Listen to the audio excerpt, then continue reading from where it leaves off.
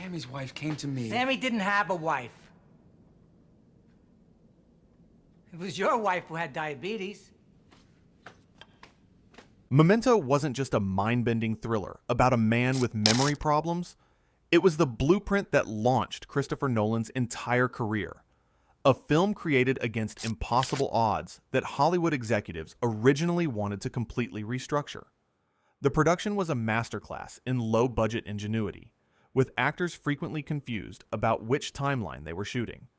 Makeup artists maintaining intricate continuity logs for tattoos that couldn't be removed, and a screenplay so complex that producers initially dismissed it as unfilmable. What audiences saw as a seamless, psychological puzzle was actually the result of relentless experimentation, financial constraints, and a first-time director's stubborn refusal to compromise his vision. Here are 20 weird facts about Memento that reveal the chaotic reality behind one of cinema's most perfectly constructed mindbenders. Plus, one shocking bonus fact about the film that changes everything about how you'll see it next time. Number 20. The entire film was shot in just 25 days. Most Hollywood productions take months to film. Not Memento. Christopher Nolan and his team had just 25 brutal days to capture the entire movie. It wasn't a comfortable schedule with room for error. It was a pressure cooker that forced the cast and crew to work at breakneck speed. The limited shooting schedule wasn't just a challenge. It was actually beneficial for Guy Pearce's performance as Leonard. The exhaustion became part of the character, Pearce later revealed. I was genuinely disoriented most days, trying to keep track of where we were in the story while running on very little sleep. Nolan had meticulously storyboarded every scene before production began, allowing the team to work with ruthless efficiency. Scenes were often captured in just 2 or 3 takes before the crew moved on. This wasn't filmmaking as usual. It was cinematic guerrilla warfare. The breathless pace of production mirrors Leonard's own frantic experience. Always rushing, always disoriented, always trying to piece things together before the memories slip away. Number 19. Christopher Nolan's brother wrote the short story while they were on a road trip. The seed that grew into Memento wasn't planted in a Hollywood pitch meeting. It sprouted during a cross-country drive. Jonathan Nolan, Christopher's younger brother, was crafting a short story called Memento Mori during a road trip from Chicago to Los Angeles, where Christopher was living. I told Chris about this idea I had about a character who can't form new memories, Jonathan explained. He immediately saw the cinematic potential and started developing his own take on it before I'd even finished writing. The brothers worked in parallel, Jonathan completing his short story while Christopher began drafting a screenplay. By the time they reached Los Angeles, the foundations of what would become Memento were already taking shape. The story evolved significantly from Jonathan's original concept, but the core remained: a man hunting for his wife's killer while unable to form new memories.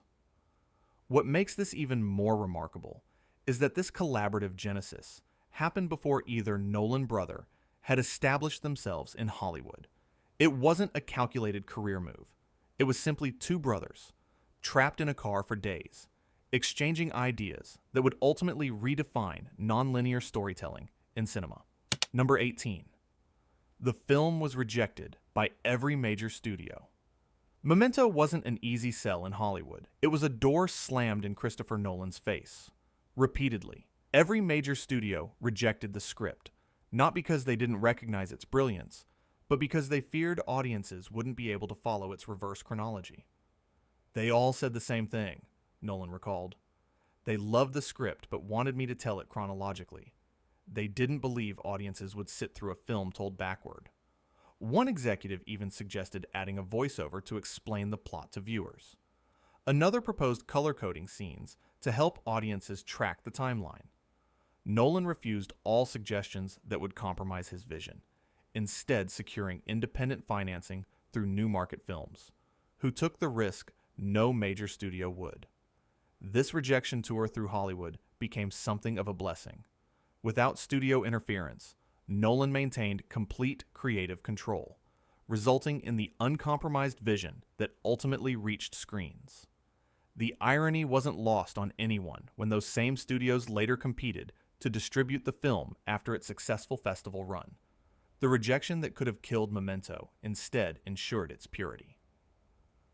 Number 17. Guy Pearce created a complex psychological backstory for Leonard. Guy Pearce didn't just memorize lines for Memento. He created an entire psychological framework to inhabit Leonard Shelby's fractured mind.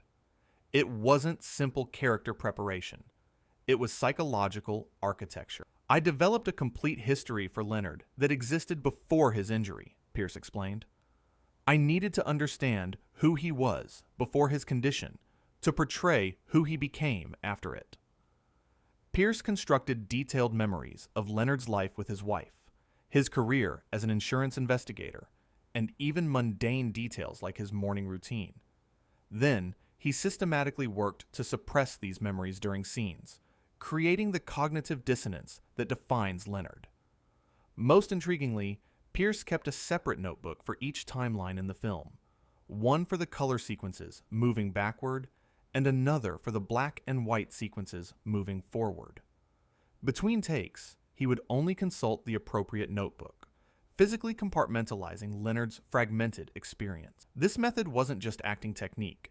It bordered on psychological experiment. Pearce would intentionally disorient himself before scenes, spinning in place, or doing rapid mathematical calculations to create the mental fog that Leonard perpetually experiences. Number 16. The tattoo application. Process took over 5 hours each day. Leonard Shelby's body serves as his external memory bank, covered in crucial tattoos. But creating this living notepad was a daily marathon for Guy Pearce. It wasn't a simple makeup job. It was an excruciating ritual that began before sunrise each morning. The application process started at 4:30 a.m. and took over 5 hours to complete. Makeup artist Danielle Fowler developed a system using alcohol-based ink that would stay intact during physical scenes, but could be removed at day's end. A crucial factor since the tattoos needed to appear and disappear depending on where in the reverse timeline a scene took place. The tattoos were essentially another character in the film, Fowler noted. We had to track their appearance meticulously because they revealed the story progression. Pearce couldn't casually scratch an itch or stretch without potentially damaging hours of work. During lunch breaks, he ate carefully to avoid smudging the intricate designs. By afternoon shoots, the tattoos would begin to fade slightly, requiring constant touch-ups between takes.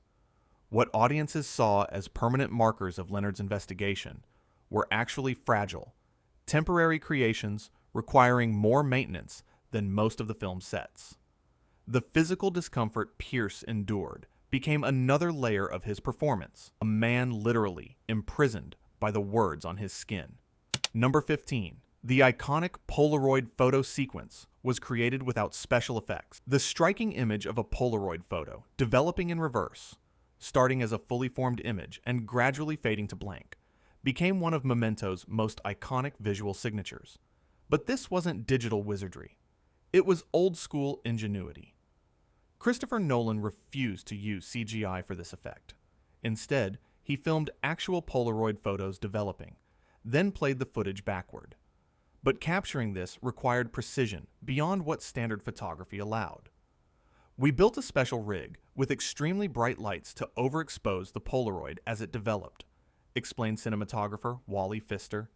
Then, we filmed it with a high-speed camera at 1,000 frames per second. The team shot dozens of developing Polaroids before achieving the perfect fade sequence. Each attempt required wading through the full development process, followed by meticulous review. It was painstaking analog craftsmanship in an era when digital shortcuts were becoming the norm. This commitment to practical effects wasn't just artistic purism. It created a tactile authenticity that digital effects couldn't replicate. The subtle chemical interactions, the uneven development across the frame. When viewers watch that Polaroid undeveloped, they're witnessing actual photochemistry in reverse, a perfect visual metaphor for Leonard's backward-moving story. Number 14. Christopher Nolan made the actors read their dialogue backward for certain scenes. To create the disorienting atmosphere that defines Memento, Christopher Nolan employed unconventional directing techniques that pushed his actors to the edge of confusion. It wasn't just about following the script. It was psychological manipulation for artistic effect. For several key scenes, Nolan had his actors read their lines backward, not just in reverse order, but pronouncing each word from end to beginning. This bizarre exercise wasn't meant to be used in the final film. Rather, it was designed to create a subtle cognitive disconnect in the performances. It completely throws you off balance, Carrie-Anne Moss explained. When you then perform the scene normally, there's this lingering sense of disorientation that bleeds into your performance. Joe Pantoliano found the technique so frustrating that he initially refused to participate, believing Nolan was playing some elaborate prank on the cast. He later admitted the method created a unique tension in his portrayal of Teddy. Nolan applied this backward reading technique selectively, primarily for scenes where Leonard experiences moments of extreme confusion. The result is performances that contain almost imperceptible qualities of strangeness, mirroring Leonard's perpetual disconnect from his own reality. Number 13. The black and white scenes were actually filmed in color. Memento's distinctive visual language separates its dual timelines. Color for the sequences moving backward, and stark black and white for the forward-moving hotel room scenes. This wasn't achieved through traditional black and white filming. It was a calculated post-production decision. Every frame of Memento was actually shot in full color. Christopher Nolan and cinematographer Wally Pfister deliberately lit and composed the hotel scenes to be converted to black and white later, using specific lighting ratios and contrast levels that would translate effectively. We had to think in black and white while shooting in color, Pfister explained. It required imagining how colors would convert to grayscale values and lighting accordingly. This approach gave Nolan tremendous flexibility in editing. He could fine-tune exactly how the black and white sequences contrasted with the color portions, adjusting the visual transition between timelines with precision that wouldn't have been possible had they actually shot on black and white film stock. The decision also created a subtle continuity between the timelines. When viewers watch closely, they might notice that the black and white sequences have slightly higher contrast than traditional monochrome filming would produce, creating an uncanny, hyper-real quality that subtly suggests these scenes might be Leonard's memory rather than objective reality. Number 12. Christopher Nolan refused to give actors the full script. Most directors share complete scripts with their cast. Christopher Nolan took a different approach on Memento. It wasn't standard practice. It was strategic disorientation. Nolan only gave actors the pages containing their specific scenes, withholding the full script to mirror Leonard's fragmented experience. Many cast members never saw the entire screenplay until after filming concluded. I only understood my character's perspective, Carrie-Anne Moss revealed. Chris wanted us to exist in the same informational darkness as Leonard, never quite seeing the complete picture. This technique created genuine confusion that translated to screen. When Joe Pantoliano appears baffled by Leonard's accusations in certain scenes, his reaction isn't entirely performed. He was often genuinely uncertain about his character's guilt or innocence. Some actors pushed back against this approach. Stephen Tobolowsky, who plays Sammy Jankis, demanded to know where his character fit into the overall narrative. Nolan reluctantly provided limited context, but still withheld crucial details about how the Sammy story connected to Leonard's fate. This wasn't directorial tyranny. It was calculated immersion that forced actors to exist in the moment without the security of knowing their character's complete arc, just as Leonard must navigate a world without the context of his recent past. Number 11. The film's chronological cut exists, but Christopher Nolan tried to suppress it. Memento wasn't meant to be viewed in chronological order. Christopher Nolan designed it specifically as a puzzle moving backward, but a chronological version does exist, against the director's wishes. This controversial cut appeared as a hidden feature on a limited edition DVD release, accessible only by solving a complex puzzle menu.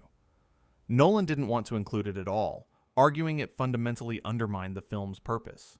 but the studio insisted on its inclusion as a special feature. The chronological version is essentially a different film, Nolan stated. It's interesting as an academic exercise, but it's not Memento as I conceived it.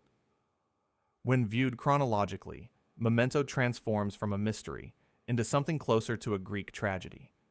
Leonard's manipulation by others becomes painfully obvious, and the film's ambiguities about his reliability as a narrator evaporate. The emotional impact shifts dramatically, less a puzzle and more a straightforward descent into self-deception. Nolan later expressed regret about the chronological cut's existence, concerned it would become the default viewing option for lazy viewers. His fear wasn't unfounded. Multiple YouTube versions arranging the scenes chronologically have millions of views, despite missing the intentional disorientation that makes the original structure so powerful. Go ahead and like and subscribe, because we're about to reveal the most shocking details about Memento that even hardcore Christopher Nolan fans don't know. Number 10. The screenplay was written backward. Christopher Nolan didn't just tell Memento's story backward. He wrote it that way too. It wasn't conventional screenwriting. It was narrative reverse engineering. I wrote the script sequentially backward, scene by scene from end to beginning, Nolan explained. Each new scene I wrote had to work with only the information revealed in the scenes that would follow it chronologically, but precede it in screen order. This backward writing process created unique challenges. Nolan couldn't rely on traditional setups and payoffs.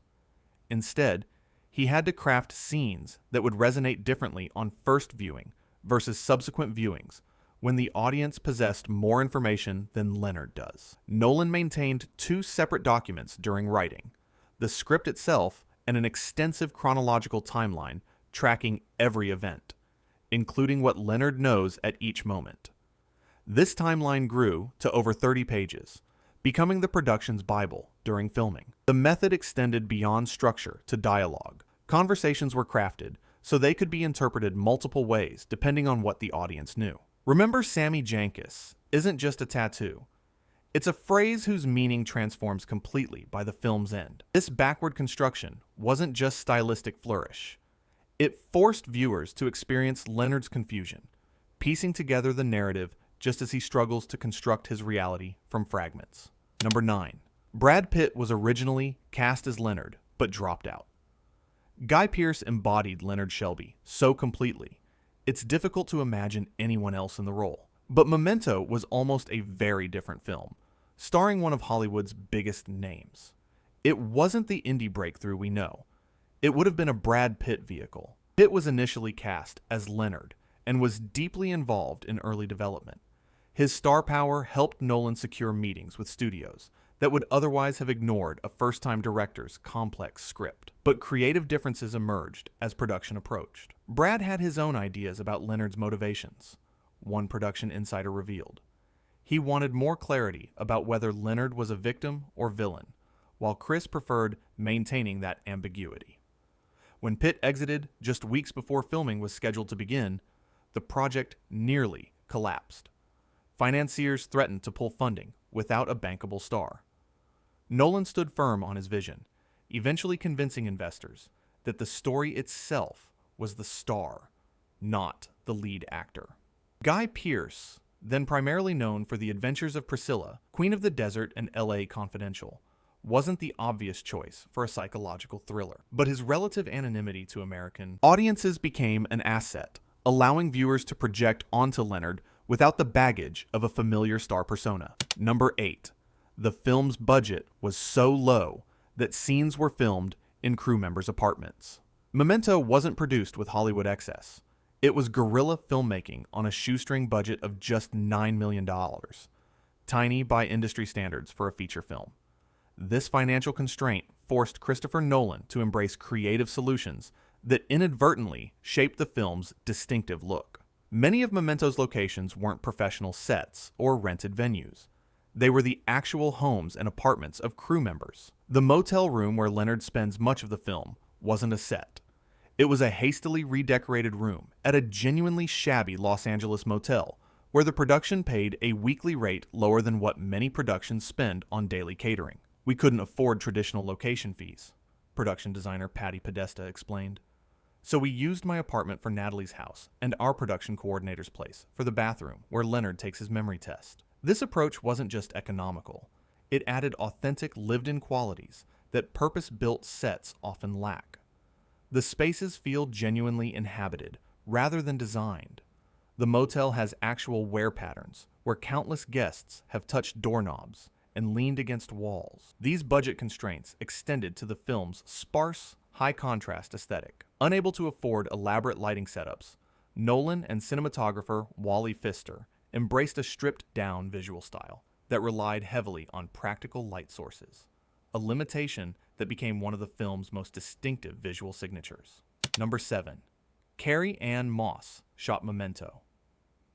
During weekends while filming the Matrix sequels, Carrie-Anne Moss delivers a calculatedly ambiguous performance as Natalie in Memento, all the more impressive considering she filmed it during stolen moments between her work on 2 blockbusters. It wasn't a typical acting gig. It was a test of endurance. While shooting The Matrix Reloaded and The Matrix Revolutions during weekdays, Moss would fly from that production's massive sets to Memento's bare-bones locations for weekend filming.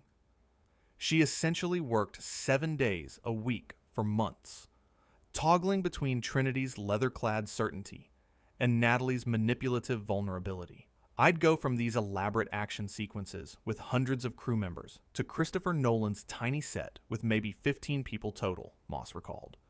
The emotional whiplash was intense. This schedule created unique challenges. The Matrix required Moss to maintain peak physical condition, while Memento demanded she appear emotionally drained and slightly disheveled. Makeup artists had to carefully track her appearance to ensure continuity between weekend shoots. The contrasting productions influenced her performance. Moss channeled the exhaustion from her grueling schedule into Natalie's character, using her genuine fatigue to inform Natalie's worn-down bartender persona. The sleepless, slightly hollow look in her eyes during confrontations with Leonard wasn't entirely acting. It was the result of working 2 demanding roles simultaneously. Number 6. The film's editor didn't understand the story until the 3rd week of editing. Dodie Dorn, Memento's editor, faced a uniquely challenging task when Christopher Nolan handed her the footage. Assemble a coherent narrative from scenes deliberately shot to disorient. It wasn't standard film editing. It was cognitive puzzle solving. For the first 2 weeks, I was completely lost, Dorn admitted. I kept trying to understand the chronology, but Chris kept telling me to focus on emotional continuity instead of temporal logic. Nolan provided Dorn with a complex, color-coded flowchart mapping the film's backward and forward timelines. But even with this guide, the process remained bewildering. Dorn would frequently call Nolan at odd hours, confused about how certain scenes connected. The breakthrough came during the 3rd week of editing, when Dorn stopped trying to create conventional narrative flow and instead focused on the emotional handoffs between scenes, how each moment connected thematically rather than chronologically to what preceded it. This approach transformed the editing process. Rather than arranging scenes by timeline, Dorn began organizing them by emotional state, creating a psychological rather than chronological progression. The resulting structure mirrors Leonard's experience, moments connected by emotional association rather than sequential time.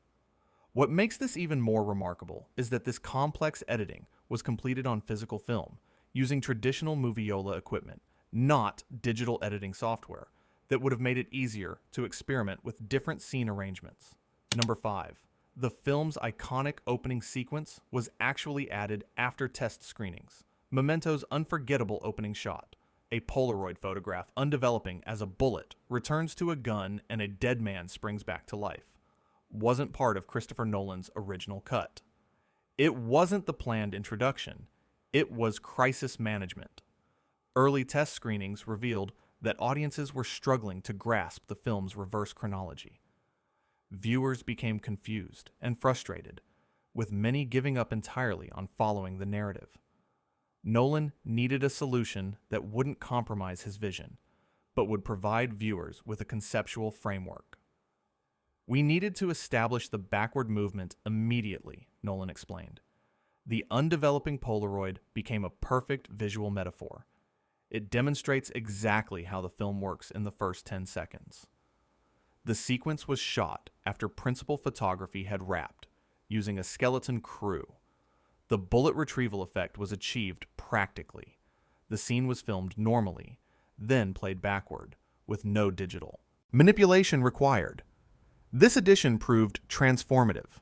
Subsequent test audiences reported significantly higher comprehension rates, with viewers immediately understanding the film's unconventional structure. What began as a desperate fix became Memento's signature visual, one of the most immediately recognizable opening shots in modern cinema. Number 4. The film's final line was improvised by Guy Pearce. Memento's devastating final line, "Now, where was I?" perfectly encapsulates Leonard's tragic condition and the film's cyclical nature. But this crucial moment wasn't scripted. It wasn't planned at all. It was a spontaneous addition by Guy Pearce. The original script ended with Leonard simply driving away after burning the Polaroids, leaving audiences to contemplate his self-deception. During filming, Pearce felt something was missing, a final note that would emphasize the endless loop Leonard had created for himself. "It just came out naturally as we were shooting," Pearce recalled. "I delivered the line, and Christopher immediately called out, 'That's it. That's the ending.'" Nolan recognized that Pearce had intuitively captured the film's essence with those 4 simple words. The line crystallizes Leonard's tragedy, having just discovered and then deliberately forgotten a devastating truth about himself. He immediately begins searching for purpose again, ensuring his cycle of revenge and amnesia will continue indefinitely. The improvised line also provides a darkly ironic callback to an earlier scene where Leonard describes his condition, saying, "I have to just keep notes and hope I figure it out." The final, "Where was I?" confirms he never will. This unplanned moment has become one of cinema's most memorable endings, a perfect encapsulation of the film's themes delivered through actors' instinct rather than calculated screenwriting. Number 3. The film's structure was inspired by a medical condition. Christopher Nolan's grandfather had Memento's exploration of memory and identity wasn't just narrative experimentation. It was deeply personal for Christopher Nolan, inspired by his grandfather's struggle with a neurological condition that paralleled Leonard Shelby's experiences. Nolan rarely discusses this influence publicly, but close collaborators confirm that his grandfather suffered from severe memory problems in his final years. While not identical to Leonard's anterograde amnesia, the condition created similar challenges: the inability to form new memories while retaining clear recollection of the distant past. Chris spent time caring for his grandfather, one family friend revealed. He witnessed firsthand how memory loss fractures a person's sense of self, how someone can be simultaneously present and absent.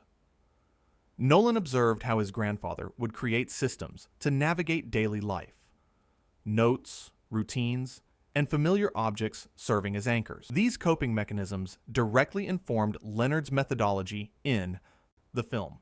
Most poignantly, Nolan experienced how his grandfather would sometimes construct false narratives to fill gaps in his memory, creating explanations that preserved dignity and made sense of a confusing reality. This psychological self-preservation became the film's central theme: how we construct narratives that allow us to live with ourselves, even at the cost of truth. The film's dedication in the closing credits, though not explicitly connected, takes on deeper meaning with this context: a filmmaker translating personal grief into art that explores universal questions about memory and identity. Number 2. The Sammy Janke story was filmed with hidden clues that reveal the truth about Leonard. The story of Sammy Jankis, the insurance case Leonard investigates before his injury, contains Memento's most shocking revelation. But Christopher Nolan embedded subtle clues throughout these scenes that most viewers miss, even after multiple viewings. It wasn't just storytelling. It was subliminal revelation. In one pivotal flashback showing Sammy in a mental institution, there's a split-second image where Leonard himself appears seated in Sammy's place. This isn't a continuity error. It's Nolan suggesting that Sammy's story is actually Leonard's own history, reimagined to protect himself from unbearable truth. He deliberately placed Guy Pearce in the shot for just a few frames, Nolan confirmed. Most viewers won't consciously register it, but it plants a seed of doubt about Leonard's reliability. The Sammy scenes contain other hidden indicators. When Leonard describes administering the insulin test to Sammy, the hand shown giving the injection has a wedding ring, but in the present timeline, Leonard never wears a ring, claiming his wife was killed. This subtle detail suggests Leonard might have been married much longer than he acknowledges. Even the casting was calculated. Stephen Tobolowsky, who plays Sammy, was deliberately chosen for his everyman quality, a blank canvas onto which Leonard could project his own history. Tobolowsky later revealed that Nolan directed him to play Sammy as someone who might not exist at all. Number 1. The entire film was distributed by the filmmakers themselves. After every studio rejected it, Memento's journey from completion to theaters is perhaps the most improbable aspect of its creation. After finishing the film, Christopher Nolan faced a devastating reality. No distributor wanted to release it. It wasn't just a setback. It was potential career destruction. Despite positive early festival screenings, every major distribution company passed. Their reasoning was consistent. The film was too complex for mainstream audiences. One executive famously told Nolan, "No one will ever understand this movie." Rather than compromise by re-editing the film chronologically as many suggested, Nolan and producer Aaron Ryder made an unprecedented decision. They would distribute Memento themselves. Through Newmarket Films, their production company. "We believed in the film's commercial potential," Ryder explained. "We felt audiences were smarter than distributors were giving them credit for." The team devised an unconventional release strategy, booking theaters city by city, using positive reviews and word of mouth to build momentum. They personally called theater owners, sent handwritten notes to film critics, and organized screenings for influential filmmakers who might champion the film. Bonus fact: the most closely guarded secret about Memento isn't in the film itself. It's what happens when you call the phone number flashed briefly on Leonard's hand. It wasn't just set decoration. It was an extension of the narrative beyond the screen. Early in the film, Leonard writes a phone number on his hand. Sharp-eyed viewers who called this number, 323-960-3809, discovered it wasn't fictional. The line connected to a recorded message from Leonard Shelby, providing additional clues about his investigation that weren't revealed in the film. "The phone line was my idea," Jonathan Nolan admitted. "It was our first experiment with extending storytelling beyond traditional boundaries." The message changed periodically during the film's theatrical run, with new clues and contradictions appearing that further questioned Leonard's reliability as a narrator. Some callers reported hearing background voices suggesting Leonard was in an institutional setting rather than a motel. This analog Easter egg predated the era of transmedia storytelling and alternate reality games that would later become common marketing tactics. For the few thousand viewers who discovered and called the number, it created a chilling moment where the film's fiction invaded reality, the boundary between Leonard's world and ours momentarily dissolving.